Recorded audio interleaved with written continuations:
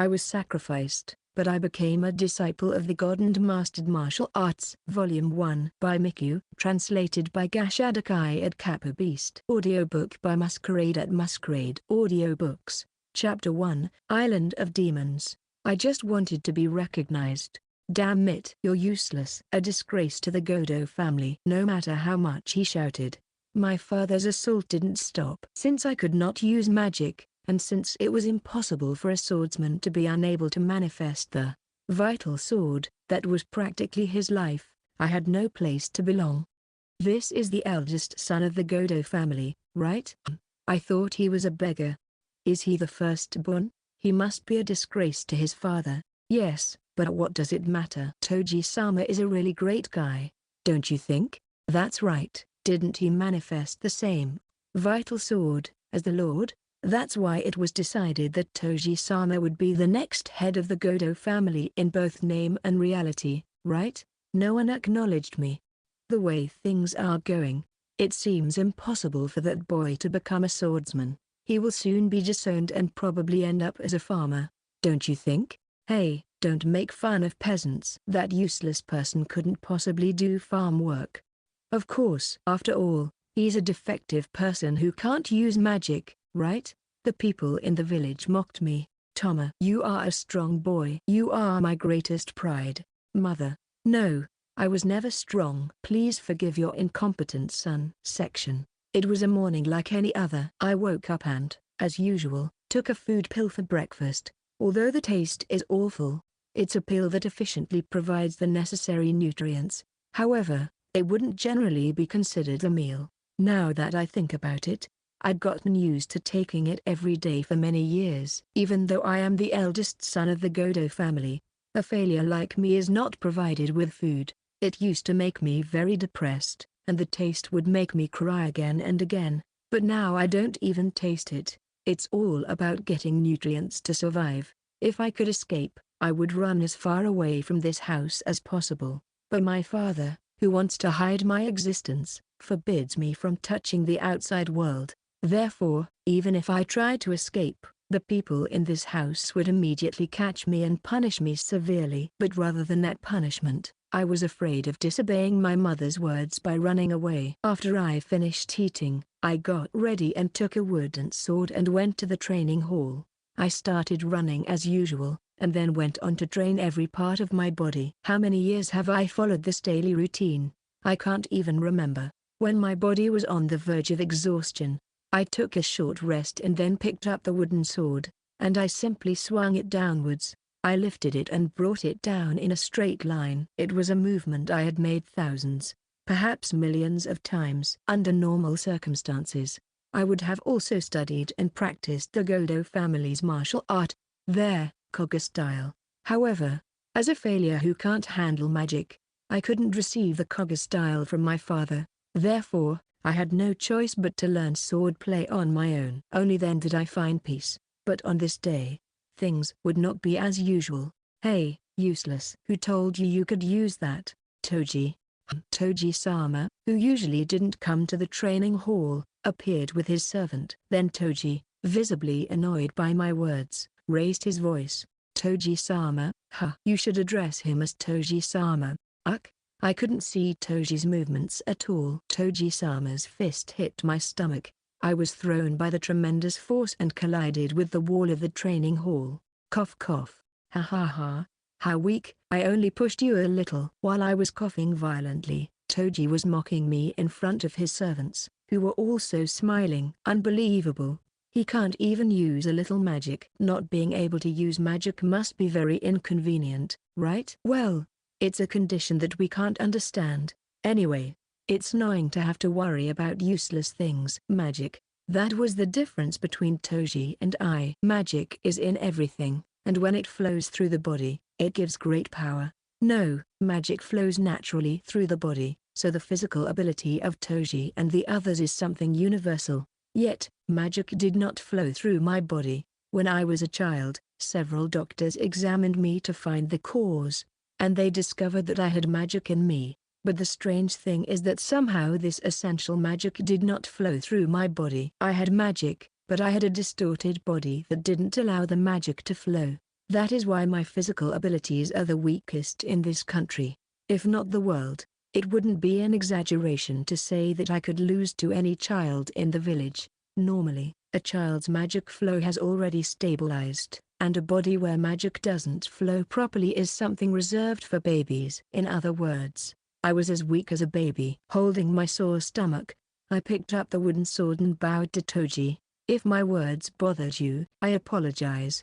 I will take my leave. Toji, who saw me walking away, smiled at the sight of the wooden sword I was holding. Damn it, are you still obsessed with learning how to use a sword? Has swinging it every day changed anything? Regardless of what was said, I couldn't respond to his words, which made Toji angry again. You have a lot of nerve ignoring me! Exclamation mark.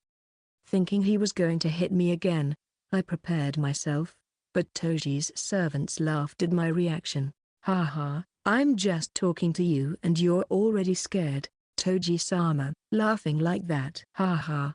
He has a talent, acting like a clown. Ha ha. I'm sorry.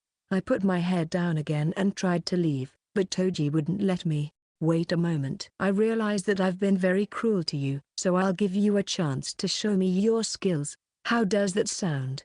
No. Are you refusing my offer? I didn't want to submit to his games. And even if I tried to leave by force, I would only be humiliated in this place. Besides, the servants had positioned themselves around me to make sure that I wouldn't try to escape. As I looked around, Toji held out his right hand. Watch carefully. Burn brightly. Yoko. Suddenly, a powerful force seemed to emerge from Toji's right hand, and a sword appeared from it. The sword with a silver blade and red waves was Toji's sword. Yoko. This is my sword, Yoko. What do you think? Isn't it beautiful? If you are cut by this sword, your existence will be consumed by flames. The personal sword is the most important power for a swordsman in this country, and by possessing this sword, the swordsman gains the right to call himself a swordsman. This is because every personal sword contains powerful abilities, but Come on, draw your personal sword too. Oh, that's right, I forgot. You don't have a personal sword. Ha ha ha. No matter how much I wanted to, I couldn't materialize a personal sword. The residents of this country have the opportunity to manifest their personal sword at the ages of 3, 5, and 7 through the Emperor's personal sword, the Auto. The eligibility to participate in this rite is granted to all the inhabitants of this land, and it is called the King's Selection Blessing. It is considered one of the most important rituals in this country. However, the manifestation of the personal sword is strongly related to inheritance and is almost exclusively given to the children of swordsmen who belong to a family of swordsmen. However, there are exceptional individuals who manifest a personal sword despite being the children of farmers, and I am one of the 7 great celestial saints who holds the highest rank among swordsmen, the purple rank. I am the son of Godou. Even so, my personal sword did not manifest.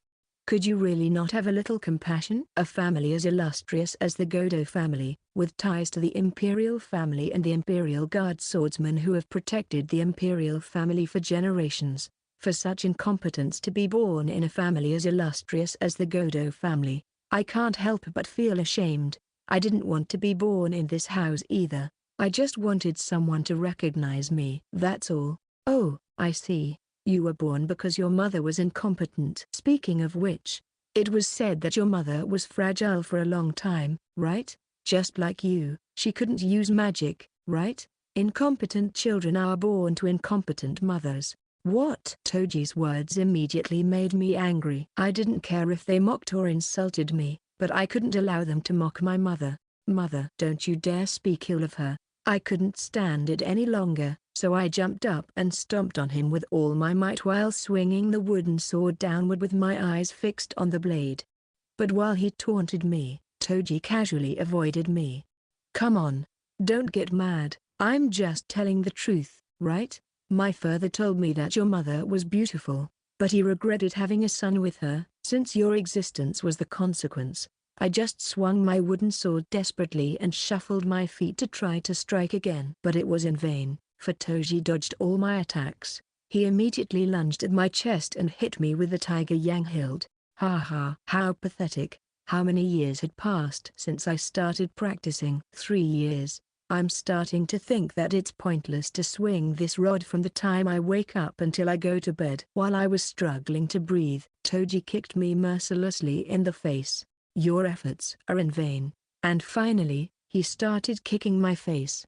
Do you understand now? Your lifelong efforts can't even compare to one day of my training. After that, Toji, bored of playing with me, left with his servants. Sometimes, it's good to get up early to practice. Although it would be an insult to classify this as practice at all, but I can't deny that I feel fresher.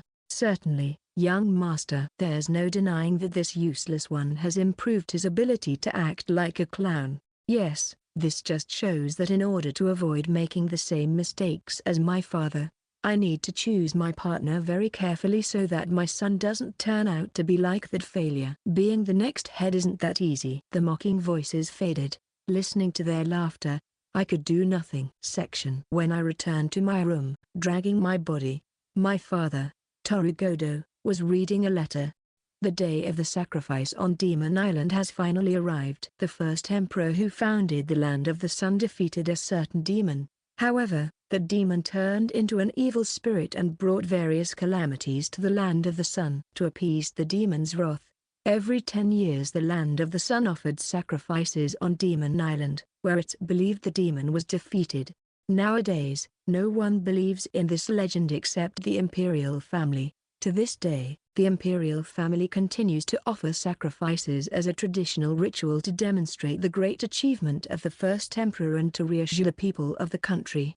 However, since many in the world do not believe in this legend, this ritual has been treated as a form of exile for criminals to maintain a certain balance. Most importantly, even if they do not believe in the evil spirit of the demon, Demon Island is so infested with terrifying monsters and demons that not even Toru, one of the 7 great heavenly saints, dares to go there carelessly. Therefore, offering a sacrifice on Demon Island is tantamount to extreme punishment.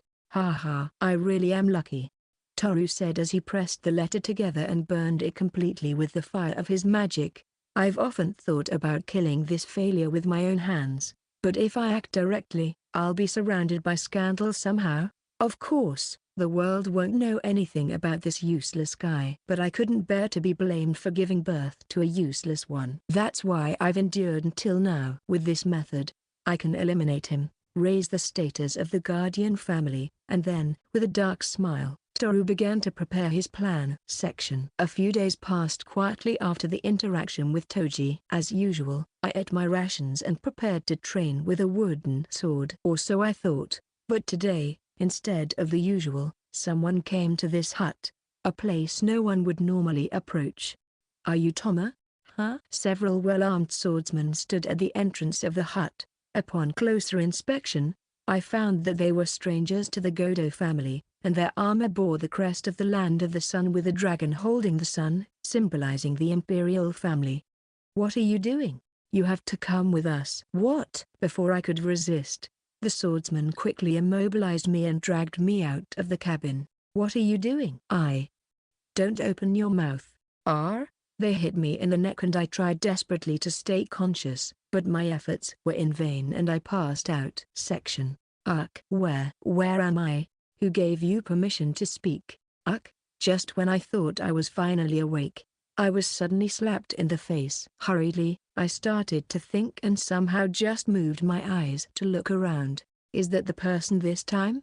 Isn't he the eldest son of the Godou family? I see, so this is their plan. It was a place that seemed to be the garden of a large unknown mansion, and I was lying on the gravel path below. However, at the top and bottom of the mansion, there were countless adults dressed in very elegant clothes. The looks they gave me were cold, as if they were looking at an object, and my body tensed. How could they look so indifferent? I realized that there was no emotion in those looks. Moreover, it seemed that they had immobilized me and forced me to bow down. And right in front of me, behind a curtain, there was a man sitting quietly in the highest position. Who is he? When I opened my eyes to look at him closely, I was hit again. A lackey like you shouldn't raise his head without permission. As I endured the pain, I heard a familiar voice. This is my worthless son, Touma. What, father? I told you not to open your mouth. Gah. He beat my head mercilessly, but there's no mistaking the voice. Since my chest was crushed, I couldn't raise my voice, so my father and that person, the emperor of this country, began to speak. I see. So you chose this man to be sacrificed on this occasion? Yes, sir. But are you sure? Of course. I am the most loyal servant of His Majesty the Emperor, and if I can prove my loyalty even a little. Moreover, the blood of a mere sinner may not be sufficient as a sacrifice. Therefore, if we use the noble blood flowing through my veins, the sacrifice will be more effective. Of course, I am not belittling the bloodline of the imperial family, but even a drop should be able to play an important role. This is a very important sacrifice for this country, and it is what this boy desires. What? What kind of sacrifice are you talking about? And what is my father talking about? No matter how much I struggle, I can't escape from this swordsman's grip without using magic. Then His Majesty the Emperor nodded. That is correct. Originally, it was said that the most effective way to appease evil spirits was to sacrifice noble blood. But of course, we didn't want to impose this task on our loyal subjects like you. His Majesty the Emperor said this and closed his eyes as if he was suffering something. If we don't make a sacrifice, the evil spirits won't be appeased, but as a last resort, we have offered sinners as sacrifices. Maybe that's why the astrologers have been saying in recent years that the time until disaster comes is getting shorter. If we continue like this, the world will fall back into chaos because of the evil spirits. That is why I have decided to offer my son as a sacrifice for this occasion. I understand your resolve. If it's a member of the Godou family, then the Uryu family blood also runs through his veins. Even if it's distant, what better sacrifice could there be? Yes. Very well. Then the sacrifice for this occasion will be a member of the Godou family. Prepare yourselves. As His Majesty commands, His Majesty the Emperor made this declaration and left without a care in the world. Wait, is this for real? Are they really going to sacrifice me? As I desperately tried to move my mouth, the swordsman holding me grabbed both of my arms and lifted me up to expose my chest. Then, out of nowhere, some sinister men dressed in black robes appeared. In the hands of these men was a red-hot iron. What is this? Shut up. I was hit hard in the face and groaned in pain, but the next moment an even sharper pain hit me. The man in black had plunged a red-hot iron rod against my chest, causing me to scream in agony. Why? No matter how many times I asked this question in my head, no one answered me. After a while, the man removed the red-hot iron rod that had been piercing my chest. HMPH, a fitting mark for a useless person. The Godou family really thought this through. With this, the Godou family's honor will be maintained, and they can also get rid of the useless one. Well, at least he provided some entertainment. While I was crying and lamenting, the people around me looked at me coldly and mocked me. I wanted to writhe in pain, but since I was tied up, I couldn't even escape. The next moment, I felt a strong blow on the back of my head. It's a blow from one of the soldiers holding me. As my consciousness fades, I look at my father in despair, but my father didn't even look at me. Section F. Father. As I jumped up, I found myself in an unfamiliar place. I looked around, not knowing what had happened, but all I saw was the ocean. Apparently, I was on a beach, and the waves were gently wetting the sand. However, when I looked into the distance, I saw that the ocean currents were quite strong, and there were whirlpools everywhere. Where am I? Dazed by the sound of the waves, I accidentally moved my hand and touched something. What I had touched was a human bone. Not only that, there were many similar bones scattered around. But what is this place? As I said this, I remembered what had happened just before I lost consciousness. I was with my father. When I said that, I felt a sharp pain in my chest. I looked down in fear and saw that their sunset mark was deeply engraved on my chest above the burned skin. This mark was proof that I was a sinner, a victim. When I saw the mark, I felt my long-suffering heart suddenly chill. I was abandoned. No matter how they treated me, I always believed that one day they would accept me. No, I had to believe it, but my heart couldn't bear it. All I wanted was for someone to recognize me. Even if they treated me badly, my family wouldn't abandon me. Deep down, I always wanted that, but it didn't happen. My father, who had never cared for me, had really abandoned me. Maybe I was greedy? Is it arrogant to want someone to accept me? I don't need status or honor or any of that. All I want is a place to be accepted. Was I wrong to ask for that? I couldn't control my emotions and screamed with all my strength. Then, as if to deny the mark engraved on my chest, I scratched at my chest without thinking. Is that a cry of rage? From the lingering pain in my chest? From hatred of all that has denied me? None of the above. I was just sad. Why am I different than everyone else? Wouldn't I have been sad if I had been born in a normal family with a normal body? I don't know. I don't understand anything anymore. Section. How much time has passed? No matter how long I cried, there would come a point where none of it would matter. My mind can't keep up with my body. My scratched chest is a mess and the blood keeps flowing. When my body crosses the border of sadness, I remember my father's conversation. I am here as an offering for a ritual. A ritual held every 10 years to appease the spirits of demons slain on this land, and it is a celebration to mark the arrival of peace in the Land of the Sun. It is one of the most important events in the Land of the Sun. I never thought that they would choose me as a sacrifice. The many human bones on the beach are also of sinners who were sacrificed. Just like me, it is said that this island is infested with demons, and the surrounding waters are surrounded by strong currents, so even a purple-ranked swordsman like their 7 great saints cannot cross the sea. Probably a purple-ranked swordsman brought me here and abandoned me. Or maybe it was my father, and now, the Land of the Sun is holding a festival to celebrate another 10 years of peace. If I die, will everyone be happy? When I die, the Land of the Sun will be at peace and everyone will be happy. As I gazed at the sea in a daze, I suddenly felt a presence behind me. I turned to the source of the sound and my body stiffened. A strangely swollen stomach, and thin arms and legs that did not match its body, deep-set eyes with red pupils, and saliva dripping from its wide-open mouth. There it was, a demon from the Land of the Sun, the Daki, probably attracted by the smell of my blood.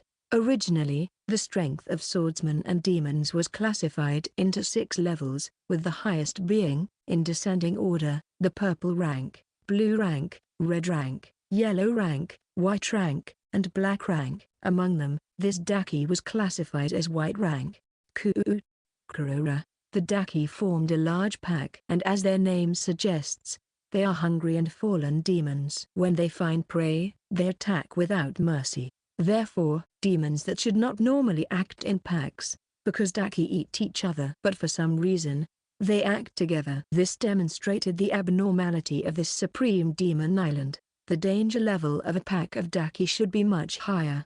The most disappointing thing of all is that I am not even a swordsman, but a helpless childlike being who cannot handle magic power. Even against a single Daki, I have no chance of winning, let alone against this pack. The odds are 1 in a million.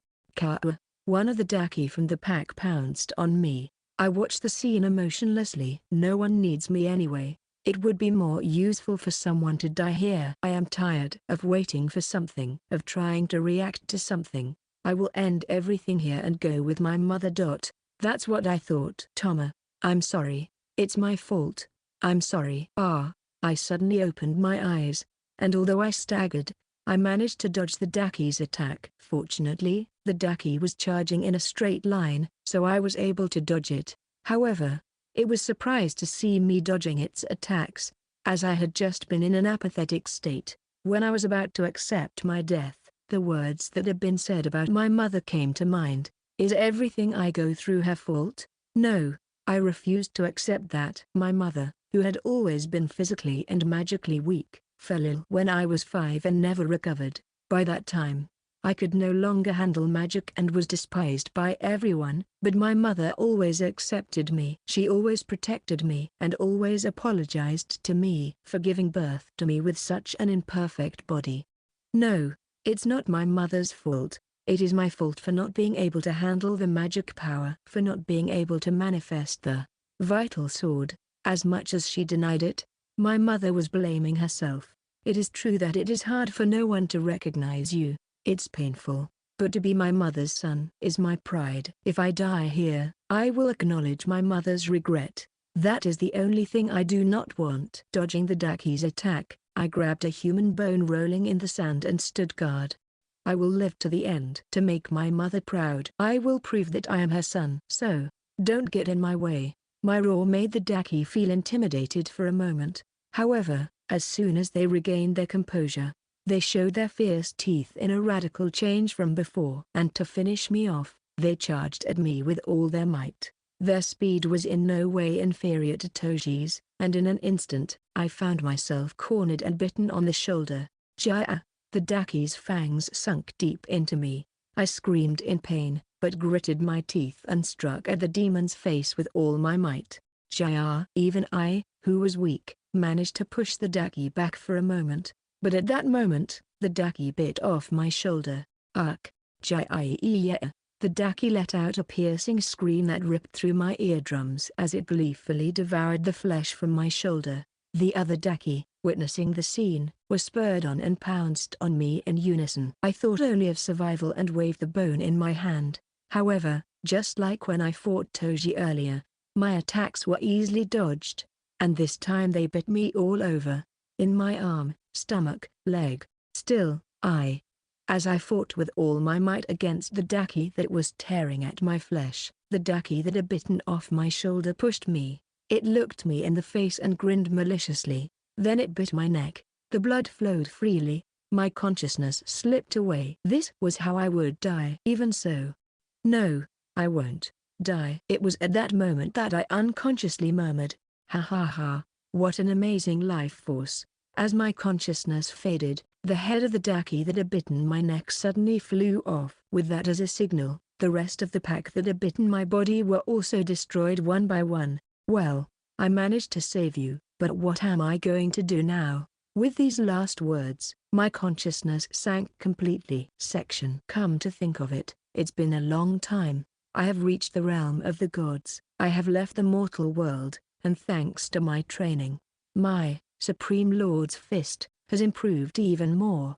But the end always comes. Even demigods die. Demigods usually don't like to leave their realm. This is because when they attain divinity, they get tired of the ugliness of the mortal world and lose interest in the outside world. So they lock themselves up in their realm.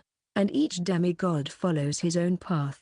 There are some eccentric demigods who descend to the mortal world and lead people with almost divine behavior. However, they are a small minority. Most demigods follow their own path until their time of death comes. In order to master medicine, I have studied all the medicinal herbs and how the human body works using my own body. And in order to master my own fighting style, their Supreme Lord's fist, I have created various styles over hundreds of years and have defeated all kinds of demons. The other demigods are similar. That is the natural way. And that is what I thought. However, when I realized that I was going to die, the shadow of doubt came over me. Am I really okay like this? Am I missing something important? To confirm this, I decided to travel through the world I had lived in before I died. There I saw the figure of people struggling to survive in every country. The mortal world, which we consider ugly, was filled with people who lived intensely in their short time. Of course, the ugly side remained very prevalent, but this world was not all ugly. There were people who, though poor, came together and lived, cherishing every moment. That was what I had lost long ago. What I had discarded now seemed beautiful to me. Did I throw away such a beautiful world with my own hands? What a waste. Much as I regret it, I cannot turn back time and do all the things I once refrained from doing because of my arrogance. I guess I have no choice but to engrave this beautiful scenery in my mind. As I traveled around the world, I came to an island. It was an unfamiliar land to me, who had never seen such a place before becoming a demigod. Huh? Is this island? There was a strange barrier in the middle of the island. Fortunately, it did not cover the entire island, but only a very small area in the center. So I limited myself to observing the scene from above the barrier. This is an incredibly powerful barrier. Not even a demigod like me can break through it. After further observation, I discovered that this barrier was erected by a demigod from the era of the gods shortly after the death of a god. The demigods of the God Age and modern demigods like us have very different powers. The Age of Gods was a time of much ignorance. Will there be a way to deactivate it? Oh, I see. It only allows people with a certain bloodline to pass through. It's powerful because the principle is easy to understand. Literally, no one can pass except those who have the bloodline of the person who materialized it. Besides, it doesn't even allow you to see inside the barrier. I wonder what they are trying to hide in there. At least it doesn't seem like there's anything sealed inside. I don't know what kind of bloodline it needs either. But since it was such a strong barrier, there must be a reason. It seems to have some purpose other than preventing the outside world from entering, but I don't know what it is. I would like to investigate this barrier more closely, but unfortunately, the time I have left is short. Under the circumstances, it doesn't make sense for me to stay here and dedicate the rest of my life to this. Besides, I took a look at the island, and there are some pretty powerful demons lurking around. It won't be easy to investigate the barrier while facing those demons alone. But before I left to continue my journey through the world, I saw this. A child who looks to be about 10 years old is being attacked by a group of demonic creatures. I had never seen these creatures before, but they pose no threat to me. But it must be different for the boy who is fighting them. The demon sunk its teeth into the boy's body and was about to kill him. But the boy didn't give up. Even in the face of death, he was sure that he would live. Interesting. Ha ha ha, this kid has incredible life force. Before I knew it, I was raising my fist and helping the boy. Section. I opened my eyes as I felt myself slowly regaining consciousness. Oh, so you're awake? ? I remembered hearing a man's voice before I lost consciousness. When I looked in the direction of the voice, I saw an old man with a peaceful smile.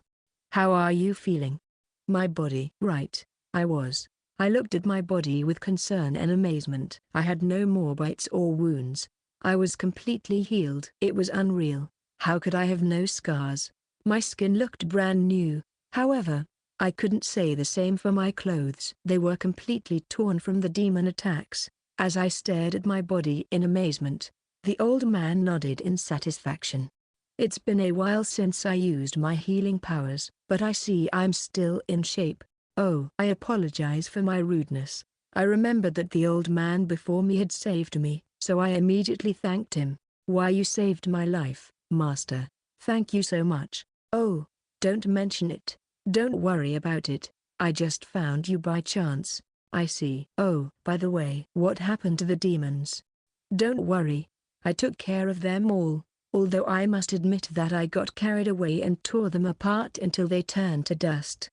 Dust? It seems that what I saw before I lost consciousness was the work of that old man. This man, he's no ordinary person. First of all, we're on an island full of powerful demons, a place only purple-ranked swordsmen can reach. It's impossible for an ordinary old man to set foot here, and yet, he appeared out of nowhere and destroyed a whole horde of demons in an instant. Normally, someone with that level of power would have an overwhelming presence, no matter how much they try to hide it, but I don't feel any significant presence from this old man. In fact, his presence is so weak that I begin to doubt if he really exists. But there's only one being that meets all these requirements. Are you a demigod? Oh?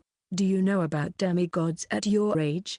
Demigods are people who have attained divinity in some field. I learned the word a long time ago while reading a history book about the land of the sun, but it's not very well known. This is because demigods often withdraw from the world and retreat to their own realms. It is said that the first emperor of the land of the sun also became a demigod. When I saw the old man laughing happily at my question, my suspicion was confirmed. I can't believe that demigod helped me. You don't have to be so formal. I helped you on a whim. Besides, even if I'm called a god, demigods are nothing more than a group of freaks. Ah, really? I couldn't say anything else to him. Even if the old man says that all demigods are oddities, I still consider them to be superior beings. What were you doing in a place like this? Faced with the demigod's question, I couldn't help but grimace. The truth is, it's not a pleasant story to tell people, not only because I'm the one telling it, but also because I thought that even if I told it, it wouldn't be interesting. But the demigod is my benefactor. It's not a very interesting story, but do you mind if I tell you? Go ahead. I'd love to hear it. He nodded, and that's when I started to tell him my story. At first I wanted to summarize it, but before I knew it, I was telling him everything. My life, my father, my mother, my brother, the abuse, the hatred, the ridicule. I guess I needed someone to listen. Since my mother died, I didn't have anyone to talk to. I've swallowed all my helplessness and suffering every day since I can remember. I'm sorry, I think I've said a lot of unnecessary things. I'll try to be shorter. No, it's okay. Although, now I understand. No wonder your body had a strange spell. What? I opened my eyes at the demigod's words, and he frowned. The seal placed on you has a tracking spell and a death spell. Tracking? Yes, it's a spell that can track the location of the person the seal was placed on, and it can also tell if the person with the seal has died. In other words, this spell was put on you to prevent you from escaping, and make sure you died. Well, I also undid that spell when I healed your wounds, so whoever put that spell on you must think you're dead now. I couldn't say anything in response to the demigod's words. So, my father had prepared this spell just in case I survived. I feel sadness, but what I feel most right now is a feeling of emptiness. Thank you again. Don't mention it. By the way, it was also a very painful story for me to hear. The demigod stroked his beard and seemed to be thinking. Then he sighed deeply. How old are you?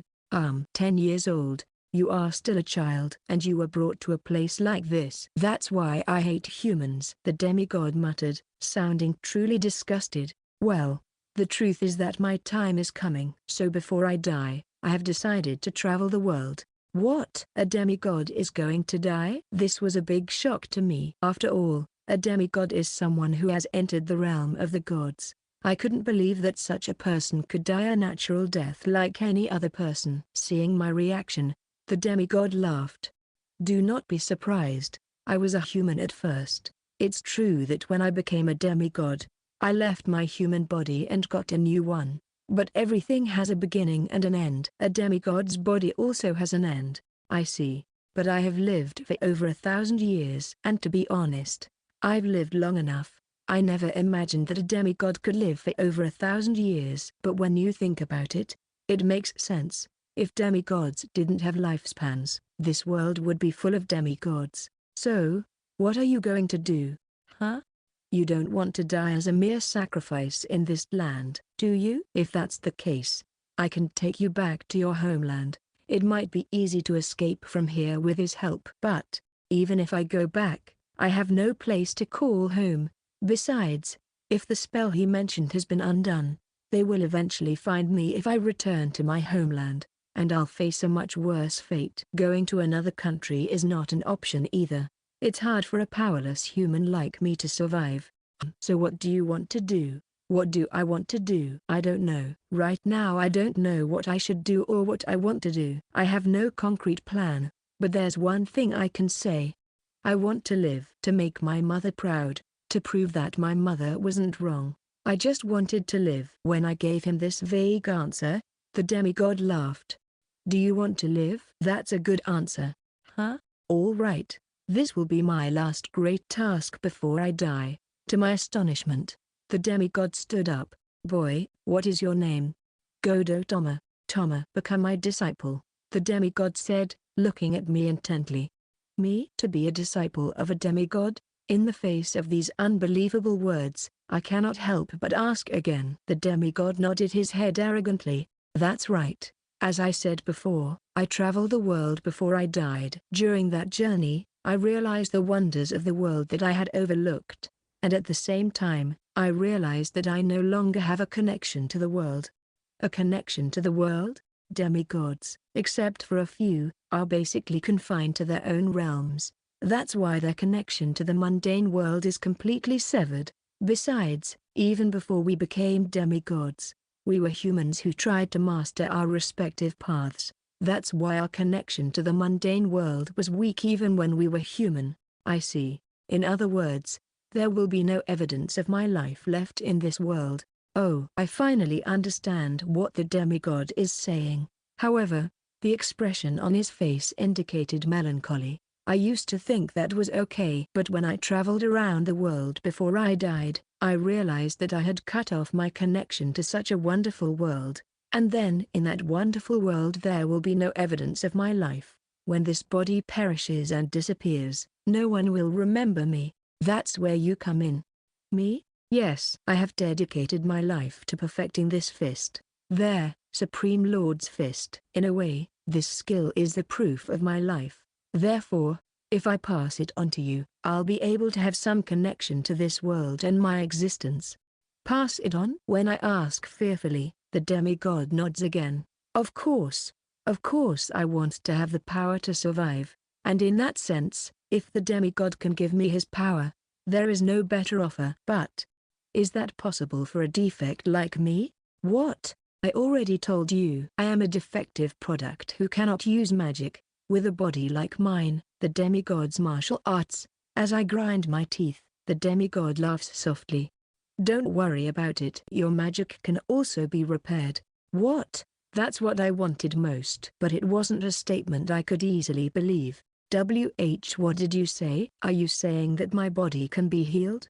Exactly. I was stunned to hear the words of the demigod who stated this fact with great confidence. Under other circumstances, I might have been angry, because what I had experienced so far was inhumane. But coming from someone like him, maybe it's not a lie. Since I consider it a lifeline, the demigod wears a stern expression. But it will cause you unimaginable pain. What does that mean? When I accidentally ask, the demigod puts his hand on my back. When I healed your body, I thought you were a very unfortunate boy. Unfortunate? Yes. Do you know what a celestial body is? No, I don't know. A heavenly body is an ideal body that is more suitable for martial arts. Some people are born with this body, while others can acquire it later through training. I see.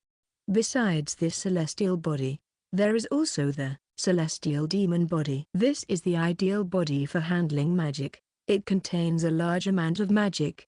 The flow of magic through the body is abundant, and it can handle more powerful magic than an ordinary person can use. By the way, even though there are still some people with heavenly bodies, those with demon heavenly bodies are very rare. So, what does that have to do with my body? You have a celestial demon body. What? In addition, you also have a celestial body. Impossible. I am speechless in the face of these unexpected words. Apparently, the celestial body is something you acquired later. It is the result of training your body while efficiently absorbing nutrients. Ah, that's exactly what I've been doing every day with the ration pills I've been eating as food and my daily training. Seeing my reaction, the demigod laughed.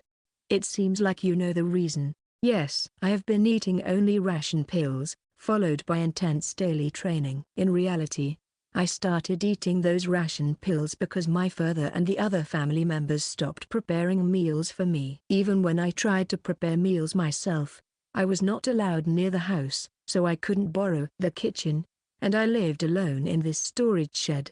Fortunately, it seems that I was allowed to eat the ration pills, so I've been eating them every day, which were originally in the storage shed. Who would have thought that would happen? But there is still something I don't understand. I understand about the heavenly body, but is the demon heavenly body real? That was the only thing I still couldn't believe. After all, I can't use magic, and that was the only thing that didn't fit with what the demigod said. That is exactly the problem. Your body is a heavenly demon body, but it's incomplete, he replied with a stern expression. Incomplete? Yes. Magic is pumped from the heart and circulated throughout the body through an organ called the magic vein. The magic supplied by the magic veins, which run to the finest details of the body, acts on the muscles, nerves, and cells, allowing great strength to be exerted. This is also the reason why babies whose magic veins are not mature are weak. I mentioned earlier that people with heavenly demon bodies are few and far between, right? Yes. That is because only a few children can withstand the amount of magic in the celestial demon body and the pressure of the magic flowing through their bodies. Only babies who fully adapt to this torrent of magic will receive the power of the celestial demon body. And you, although you have the right amount of magic for a celestial demon body, you do not have the right magic veins to circulate it. But, I'm alive. That's where you're wrong. From what I can see, your magic veins are terribly hard and narrow. The magic veins of a normal heavenly demon body are flexible and elastic. The magic ejected from the heart of a heavenly demon body would easily break weak magic veins. In your case, however, because your magic veins are narrow and hard, even if your heart pumps out the magic forcefully, the amount of magic that reaches your body is minimal. As a result, it's as if the magic doesn't flow. This means that your heavenly demon body is incomplete. Your misfortune is due to the fact that your magic veins are hard. If your magic veins were just narrow, they wouldn't have been able to withstand the flow of your own magic. Your magic veins would have burst, and your health would have suffered. In the end, you would have died from your own magic. The image of my mother flashed through my mind. For some reason, my mother was always weak. No matter how many top doctors examined her, the reason was unknown, and in the end, she died. As you may have noticed, your mother also died because she had an incomplete heavenly demon body. Considering that she gave birth to you, your mother seems to have endured to some extent. But if you are not fully adjusted as a baby, your life will be shortened. And from what I've heard, your mother wasn't much of a fighter, right? Yes. That is where you differ. You have trained your body to fight, so you have protected your body by subconsciously hardening your magic veins. But even that has its limits. Seeing my expression, the demigod showed his sympathy. Anyway, your problem lies in your magic veins. So I'm going to interfere with your magic and help with the flow. If I can accelerate that flow and make it collide with your hardened blocked magic veins, we might be able to force a large amount of magic to pass through. That way, we will force it to complete itself. Does that mean my body will heal? From what I've heard, even if the magic veins are opened, they won't become magic veins that can withstand the pressure of magic. Of course, it's not as simple as just opening them. In reality, I'll have to open your magic veins and at the same time make them strong by injecting my own magic into them so that they can withstand the intense flow. But as I said at the beginning, this will cause you unimaginable pain. You may even die from the pain. Are you willing to do this? If the words of the demigod are true, I should be able to use magic once I overcome this pain. So I have to endure pain that, as the demigod says, will make me ready to die. Nevertheless, I am willing to do it. Please, do it. Are you sure? The demigod asks me again to confirm, but it didn't matter, because my decision was made. I am sure I have no choice but to survive in this world as a useless person and spend the rest of my life hiding from my father. This is undoubtedly worse than the possible death that awaits me. Physical pain is bearable for me. But to be ridiculed as useless, to be insulted by my dear mother, to be judged and abandoned as a defective human being, all these things are caused by my weakness. There is nothing more painful. I knelt down and bowed my head deeply. Please give me the strength to live. Okay, the demigod replied as he waved his hand. At that moment, my body was lifted into the air and hung in space. The demigod then placed his hand on my back. Now, I will grant your wish. Wait, what? As soon as the demigod said those words, I felt a crushing pressure on my heart. The pressure caused my heart to beat with unprecedented force. Its beats, which exceeded the limits of the human body, caused not only magical power but also blood to flow through my body at a dizzying speed. Unable to withstand the pressure, the blood vessels throughout my body burst, and blood gushed from my limbs. It poured out of every orifice, including my eyes and mouth. In addition, the blood, now a torrent, sent a large amount of oxygen to my brain, making my head feel like it was about to explode. Ah, Touma, stay calm. If you get distracted even for a moment, you'll die! Exclamation mark. I clenched my teeth with all my might. Then, from my pounding heart, I felt a force other than blood begin to move. It was my magic power that had been lying dormant at the bottom of my heart all this time. With the help of the demigod, my magic power began to forcefully open my constricted blood vessels. Every time the magical blood vessels opened a bit, the surrounding muscles and nerves were activated with force, and unable to withstand such an impulse, my body began to twist in strange directions. God damn it, the activation is too fast. The more the magical blood vessels opened, the louder my body screamed. The bones broke, unable to withstand the hyperactive muscles, and the nerves tore. The internal organs, seemingly working beyond their limits, were quickly crushed by the surrounding muscles. Damn it! Who would have thought that the celestial body would have side effects? The strength of the activated muscles is too much. At this rate, I'll be crushed to death by my own muscle power.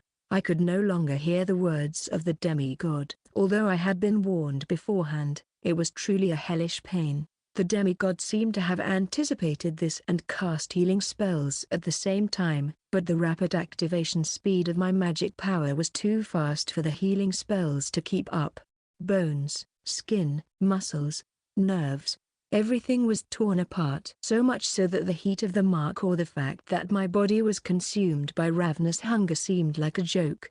My entire body was literally being torn apart. It was the first time I had ever experienced such pain. But even if I had to endure this pain, I wanted to have power so that I could live with my head held high in front of my mother. Every time my own body tried to kill me, the demigod healed me again and again. There wasn't a single place in my body that was intact. But as the demigod had said, everything comes to an end. My body, which had been desperately resisting, was now filled with magical power. Hey, we made it. Ha! The moment I heard those words from the demigod, I lost consciousness as if a thread had been cut. Section. Hey. Well, that's impressive, I muttered as I looked at Touma, who had fainted in front of me. Frankly, it was a risky gamble. Opening the magical blood vessels is much more dangerous than words can convey. The body and magical power are so closely related that touching the magical blood vessels that circulate that power through the body is, of course, a matter of life and death. But the boy managed to pull through. Even though his entire body was shattered and crushed, he clung desperately to life. This vitality will be of great help when I pass on my Supreme Lord's fist and my martial spirit to him. As soon as I thought that, a sudden pain ran through my heart. Phew. That was a bit risky. Although a mere mortal's magical power is nothing out of this world, controlling the magical power of a heavenly body is very difficult even for a demigod. The activation of this power was so fast that the healing magic couldn't keep up. However, thanks to this, Touma's body is now filled with magical power. All that's left now is for me to teach him how to use that magic power. But for that, he'll have to undergo 5 years of training. Chapter 2, Inheriting a Power. 5 years have passed since I became the Master's disciple. Right now, I'm fighting a demon here on the island. It was a test entrusted to me by my master. This demon is much larger than me, and its bulging muscles speak of the strength of its body. Additionally, it has an eye in the forehead, and it seems that this eye has the power to perceive magical energy and fighting spirit, unlike normal vision. I don't know the name of this demon. There is little information about this place, and it's not clear which demons inhabit it. So I simply call it Three-Eyed Demon, despite how obvious it may seem. Moreover, the number of demons I originally knew was quite limited, but it doesn't matter now. I just know I must defeat them. The demon attacked me by launching one of its attacks. I continued to dodge them with great skill, but every time I did, a strike from that arm caused the ground to crack. There was a loud noise, and the sheer force of the wind from swinging the arm made the surrounding trees fly off. It's already quite difficult to withstand that wind force. If I were to receive a direct hit, my body would be crushed in an instant. And of course, I won't allow that to happen easily. I synchronized my movement with the strike of the three-eyed demon, placed my hand on the side of its fist, and then moved forward, spinning towards its chest while enveloping it entirely. At that moment, I focused my fighting spirit into my fingers and channeled my magic as I touched the arm, precisely hitting the point that could destroy it. The strike was precise, and the arm of the three-eyed demon that I had struck with my finger swelled in an instant and then burst. Taking advantage of the three-eyed demon being immobilized by the explosion of its arm, I leapt upon it and plunged into its chest. Then, I confronted it with a fist imbued with fighting spirit and magic against the three-eyed demon's stomach. Hoten! Godou! My fist sank into the three-eyed demon's stomach as if piercing it. I managed to pass through its entire body until emerging from its back. However, I frowned at the sensation in my hand. Too shallow due to the resilient body of the three-eyed demon and, above all, the eye on its forehead. It seemed to have detected my magic in advance, so I couldn't penetrate the impact perfectly. Furthermore, my intention was to bounce my magic off the magic within the body of the three-eyed demon and make it explode, but it seems that by prematurely detonating the arm, the three-eyed demon went on guard and instantaneously strengthened control of its magic. Thanks to that, I couldn't inflict any internal injuries. Therefore, the three-eyed demon didn't fall but instead leaned forward and stood firm. But, again I directed another Hoten towards the jaw of the approaching three-eyed demon. It was then that the three-eyed demon, whose jaw I had shattered, raised its face and fell backwards. I checked the condition of the three-eyed demon without lowering my guard, and I saw that it was dead. Phew. Well, I guess you've passed. At that moment, the master appeared silently by my side. That I am able to wield magic and fight demons like this is thanks to my master. I know I don't need to tell you, but you still have much to learn. Yes, I myself was very aware of it. I have not yet been able to perfectly inherit the master's techniques. The techniques and knowledge have been instilled in me, but I still lack the ability to use them. At most, right now, I have only acquired the basics of everything I have been taught, but that's all. As I pondered on this, the master nodded once more. Well, then, the next will be the final test. What? I widened my eyes at the master's words. Wait. I am still immature, and yet, the final exam. Indeed, you are still immature. However, I have already taught you all that I know. The rest is up to you to hone your skills. And, it's time.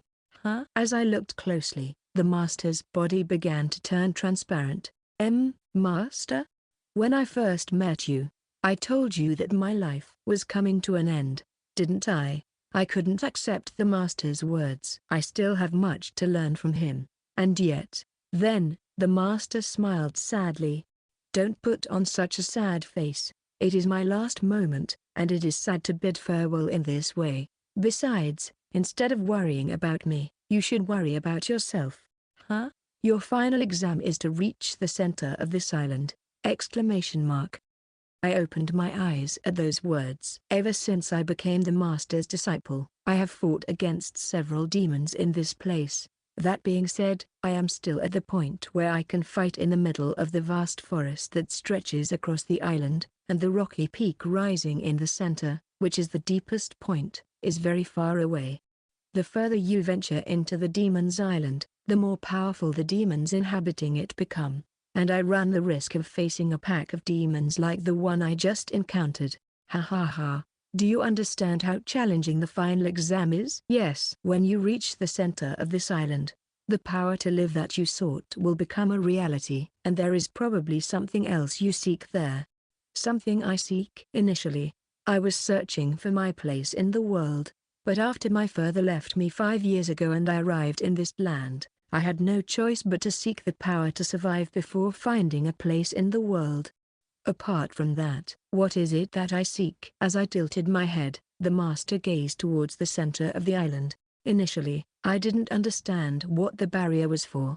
However, as I spent time with you in this land, I gradually began to comprehend. That place is somewhere you, Touma, must go. Eh? Ha ha. Well, it's fine. When you reach that rocky peak rising in the center of this island, you'll understand. As the master spoke, His body became even more transparent, as if he were about to disappear at any moment. "Well, Touma, once you have passed the final exam, you can do whatever you want." "Whatever I want?" "Yes, whatever you want." Even though he told me something like that, I can't think of what else I could do. As I have only lived impulsively, I don't know what it means to live on my terms. You could return to your hometown or travel. You can do whatever you want. Take your time to face your own desires. That's what living is about. My desire, for now. No desire comes to mind. Perhaps I will never know. Even so, I understand. I want to live to make the master proud. Good. I am happy to spend my final moments with you. The master smiled one last time and then disappeared into the world as if dissolving. The master said that the time he spent with me was happy. But did I give the master something to feel that way? As far as I can remember, he was the one who gave me everything. His protection, his knowledge, his wisdom, and above all, happiness. For the first time, someone recognized and trusted me. You are. Tears naturally welled up in my eyes. When was the last time I cried so purely for someone? It was different from the tears of despair when I was first thrown onto this island. I knelt down and bowed deeply. "Master, thank you so much." That was my final farewell to the departed master. Section. After the master left, I forgot to eat and sleep and dedicated myself to training. As a result, after 2 years, I was able to see the rocky mountain rising in the center of the island as I ventured into the depths of the forest surrounding the island. At the same time, the strength of the demons attacking me was becoming unusually strong. Grua, HMPH, a huge wolf the size of a house attacks me without any hesitation. The great wolf has purple flames around its limbs, and those flames do not burn the surrounding trees but instead heat their target, me, with precision. Heaven collapse. Jian. To avoid being hit directly by that attack, I lowered my head and slid on the great wolf's chest, delivering a punch. When my fist sank into its defenseless stomach, the great wolf screamed and flew off. Then, taking advantage of the gap in the battle between the great wolf and me, a sharp strike like an arrow shot out. TCH. I turned my face to avoid it at the last moment, and where the blow had flown from, a frog the size of the great wolf, a great toad, was staring at me. Was the earlier strike the giant toad's tongue? As I rushed towards the great toad, a rain of objects fell on me from above. I dodged them with the unique foot technique passed down in their Supreme Lord's fist, and when I looked up, I saw a herd of baboons watching us. The objects that fell from the sky were stones thrown by the baboons, and the ground was filled with deep holes, illustrating the strength of their throws. The baboons gathered more stones and hurled them towards us. Ha! I leapt forcefully off the ground, causing the ground to crack around me, sending debris flying in all directions. While making sure not to break any of the flying debris, I unleashed a flurry of punches, sending them flying in a straight line and annihilating the baboons.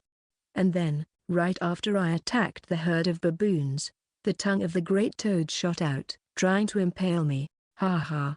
Guag! I grabbed the tongue of the giant toad as it stretched out and shook it vigorously. Jiwa! Jiwa! I flung the great toad away while knocking down many surrounding trees. What? Just as I was about to take a breath after surviving the consecutive attacks of a giant wolf, a giant toad, and many baboons, a large shadow loomed over me. In a panic, when I looked up, there was a huge humanoid skeleton, large enough to engulf this forest. The great skull. Darn. I was so focused on advancing through the forest that I lost track of time. The Great Skull is a mysterious demon that appears during the nights on this island. I don't even know the official names of this Great Skull, the Great Wolf, the Great Toad, and the baboons I fought earlier, so I call them as I want. And this Great Skull is probably the most powerful demon on this Death Island. It constantly emanates a chilling atmosphere, as if filled with the grievances of those who died on this land. Despite its imposing presence, even I, who have perfected my presence detection skills on this island, couldn't sense its presence until it appeared.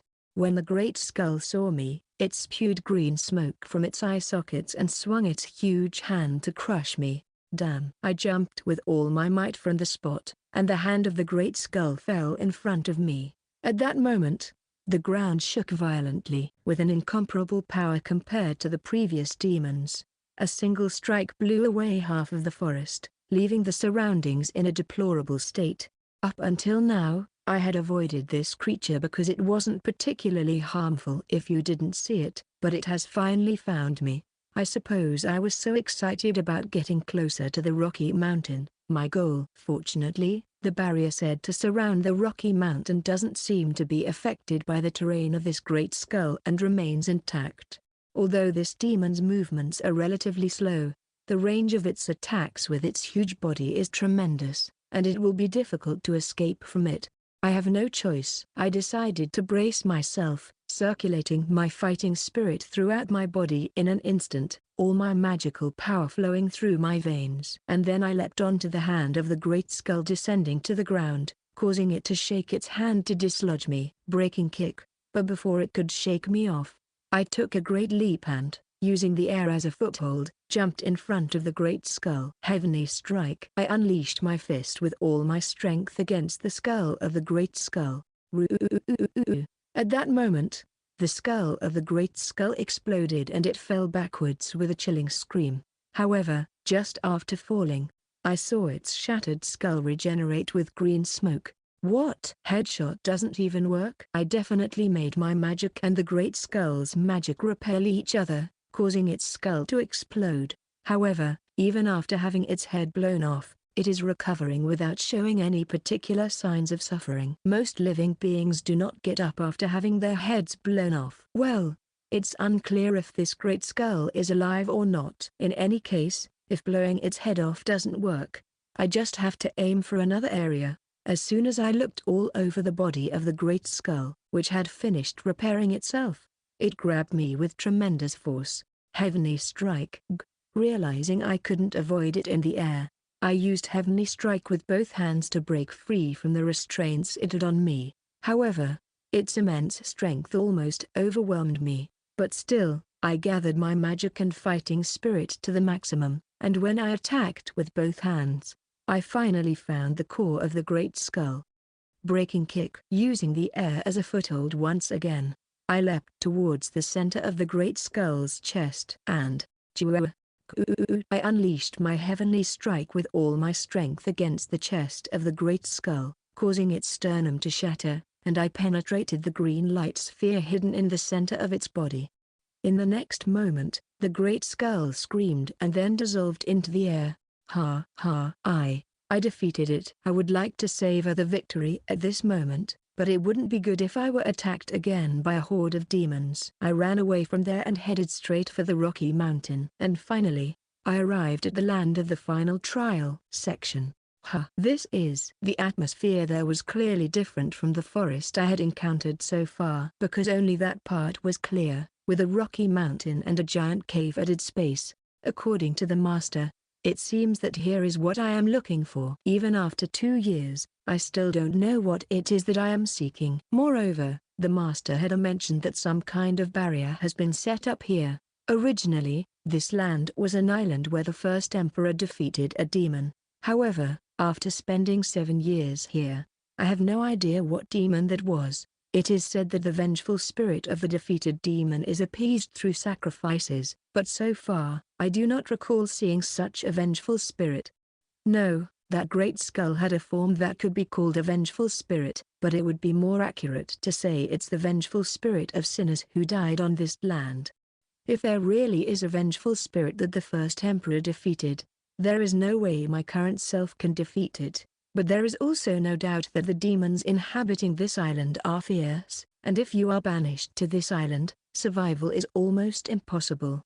And I, who have spent a long time on an island like this, felt a presence more ferocious than any demon I have faced on this island, including the great skull, emanating from the cave in front of me.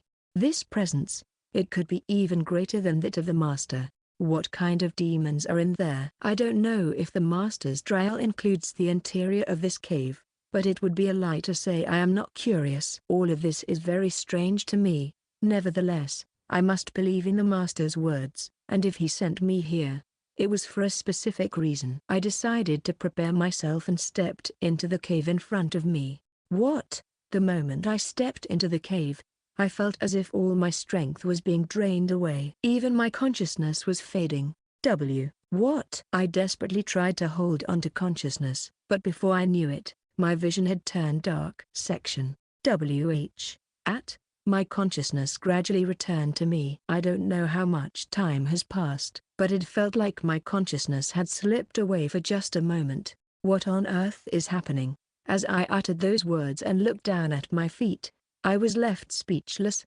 What is this? How is it that my body is lying at my feet? It seemed to be deeply asleep, showing no signs of waking up. What is going on? Then what am I? I hurriedly looked at my own body, and indeed, my physical body was there. However, it was somewhat transparent and didn't seem to be in a normal state. It was as if I were in an astral projection state. Damn, it's not working.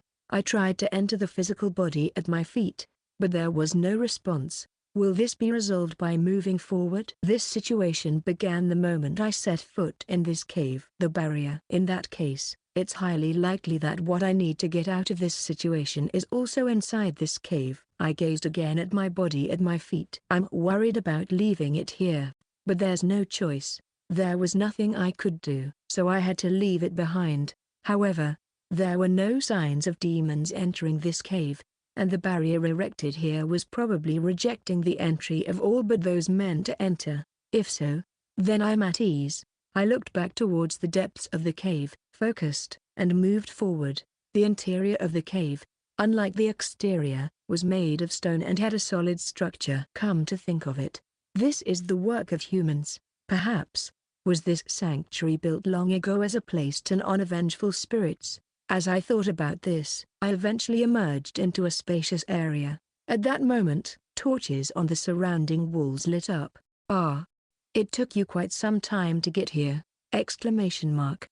Suddenly, a voice echoed. I immediately assumed a combat stance, but for some reason, I couldn't see the figure of my opponent. After parting ways with my master and continuing my training, I should be sensitive to magic and presences, but I can't perceive anything at all. The host of the enigmatic voice then chuckles. Kyokuma, don't be so alert, I am right in front of you!